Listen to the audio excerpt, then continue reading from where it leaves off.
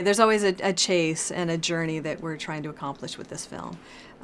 So in that, we were also trying to just make real clear visual differences between our villains and our heroes and antagonists. So that was a big part of the visual structure of the film.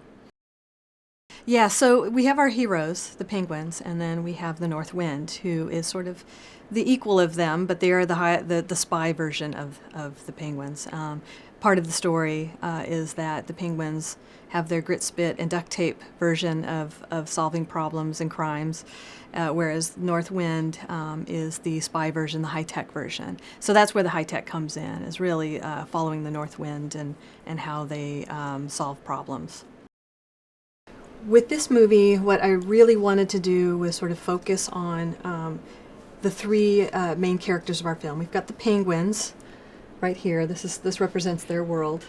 We've got the North Wind. This represents their world. And then we've got our villain.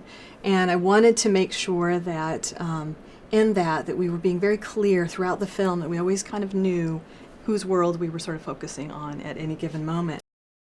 At the end of Antarctica, as they're leaving off into their adventure, we introduce a little hit of color, which is just sort of a little hit of like the adventure they're about to go into, and a little hit of confidence.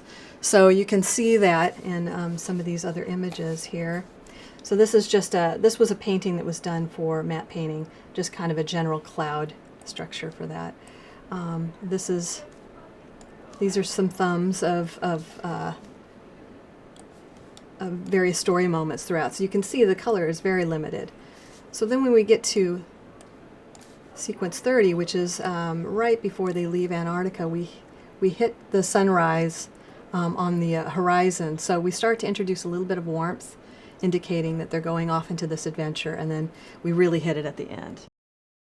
This is another shot from Venice. This is sort of the opening shot of Venice. Where you can see that we've got a lot of the warm colors, the tiled roofs, the little bit of the ultramarine blue in the sky. But we also are hinting at our villain, which, again, with his color palette, we're bringing in sort of the eggplant colors, we're bringing in the greens and the purples, and that is a real indication of our villain. North Wind is sort of the high-tech version of our penguins.